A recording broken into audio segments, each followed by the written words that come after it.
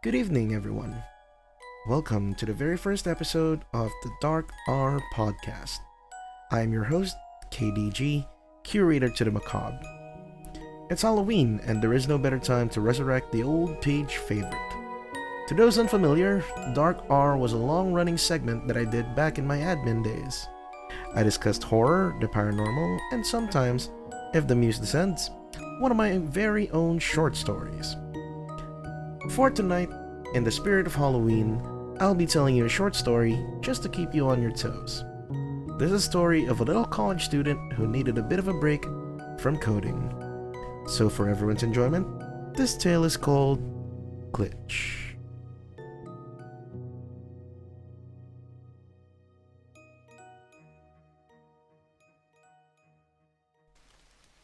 Greg raised his hoodie in the midst of the light drizzling rain. He was walking briskly to the nearby convenience store, a few blocks away from his condo. This was part of his routine during break hours from studying. He's been trying to finish his sample program for his homework in assembly language when he realized he's been reading the same line of code over and over again. The human mind can only process so much. He looks at his watch as he rounds the corner to get to the store. 2:05 a.m. The sun won't be bothering him for a while. He didn't particularly like the afternoon heat, so he spent most of his study time during the wee hours in the morning. Unforgiving migraines riddled his already fatigued mind whenever he spent too much time under the sun. And by too much, he means anything more than 15 minutes. The sun is much too cruel a mistress for such a fragile yet brilliant mind, he'd always say. The light from the convenience store beams its white light opposite the orange glow of the humble street lamps in the area. As he was approaching the premises, he turns his attention to the street lamp covered with the missing person posters. A new poster was added to the slowly thickening mass of posters from the pole. The sign, printed in bold red letters, were still a bit new, but starting to smudge as it hung unprotected from the slight drizzle.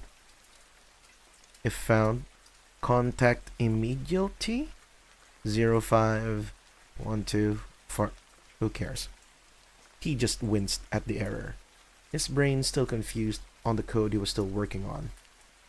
He prided himself as one of the best coders with the class, with an impressive skill of finding errors in not only his code, but with his classmates as well. His classmates called it OCD. He was not aware of this, as he would often point out where the code went wrong, much to his class's chagrin. He couldn't help it. It was the way he was built.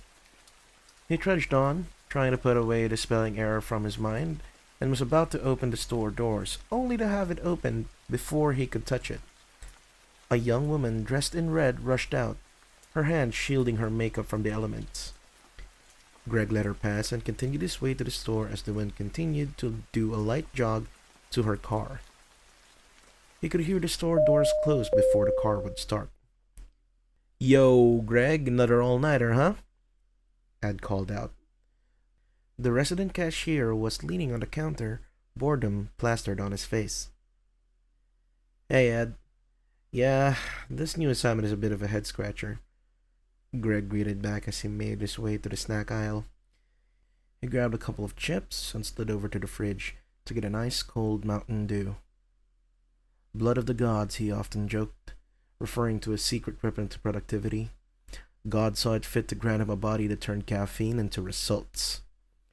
He brought over the items to Ed, not wanting to waste time in his quest to quell the unholy homework that he had to get back to. "You know what this stuff does to you, right?" Ed asked nonchalantly as he rings up the chips. "You're not the first one to ask, and will certainly not be the last," Greg replies, checking his watch. The digital display showed 2:00 a.m. "Wait, what?" he thought. Greg taps on his watch, thinking the battery might have been loose. The display remains unchanged. He taps on it again, and the display flashed all zeros, then returned to 2:05 a.m. "Oh, switching things up?" Ed's voice brings back Greg to earth. What do you mean?" Greg answers back, still fiddling with the display. He took his watch off and checked the back of it. So, No Mountain Dew today, huh? Ed clarifies. He gives Ed a confused look. As if to respond, he raises a can and shows it to Greg. It was a Coke. Must have picked up the wrong, can, he said, dumbfounded. Greg took the can and made his way back to the fridge.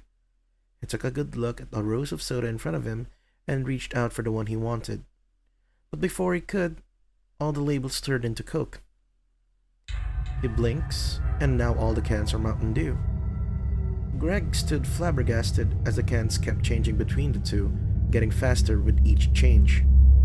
He rubbed his eyes, thinking he was so overworked that he started hallucinating. When he took his hand off, the entire fridge was empty. He froze as he checked the empty fridge. All the cans just disappeared after it shifted from label to label. "You okay back there, Greg?" He heard Ed call out behind him. He turned to face Ed and asked what happened, but as he looked, he couldn't understand what was in front of him. It was in the shape of Ed, but his face was all rearranged. Two mouths formed from where his eyes were. One large eye protruded from the orifice that was his mouth. His ears twisted backwards as if it was screwed on incorrectly. Before he could make a move, Ed's features returned to normal, only to revert to the grotesque monstrosity that it had become. Greg could barely contain his shock and started hyperventilating. His head started to hurt as he frantically backed away from Ed, still shifting from normal-faced to horrid abomination. "Greg, are you okay?" The thing that was once Ed asks again as it approaches him. Greg was stumbling in the aisles as he started to knock over items in the shelves in an attempt to hinder this Ed. He knocks over a display stand which hits the abomination as he scampered away to the outside. Bright white lights seemingly blinded him as he opened the doors. He squinted to see that the source was the nearby street lamp, as it slowly flickers against the now orange signage coming from the store. As his eyes adjusted to the light, he saw the woman in red again. She stood perfectly still near the side of her car. He tried calling her attention to gain any kind of information as to what's going on. "Hey, miss..." Before he could finish his sentence, the woman's face snapped forward toward his direction. He stared at him, and in a flash, her face contorted into a silent scream. Her eyes burned into his, and he couldn't look away, because as her face did this, her body still faced the car and slowly merged with it. Her head now slid on top of the car as her body continues to phase through, her eyes still locked on Greg. He closes his eyes and screams as the rain started to pour upwards.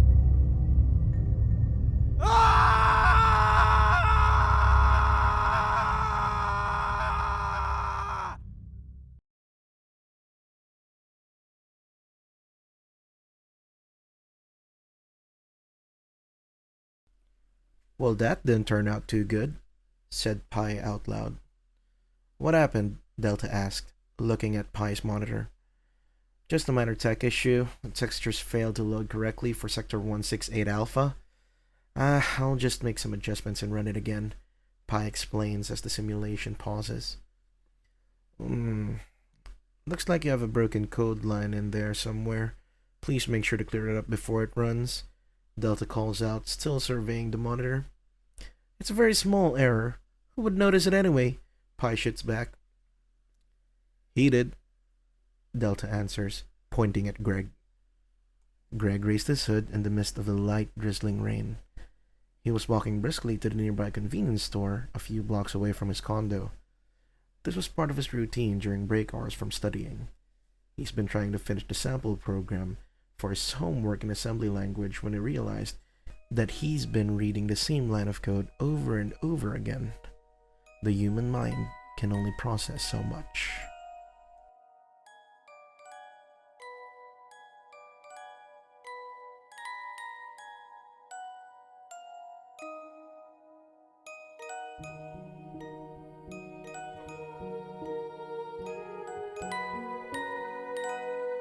Looks like everything is running smoothly in the simulation for now. I hope you enjoyed this little Halloween episode. I've been planning this for months, trying to see if I can manage doing a podcast and a YouTube channel at the same time. I'm hoping I can get both of these off the ground so that everyone from before can enjoy different kinds of content like back in the day. I owe this much to the horror fans. I hope I was able to put a little chill down your back during this All Hallows Eve. I'll be doing these podcasts at least weekly, just like Dark R was before. You can expect more spooky things and discussions about the paranormal and the occult in future episodes. So please join me in shedding a light in the long screaming darkness that is the abyss. This has been KDG, and I wish you all a happy All Hallows Eve.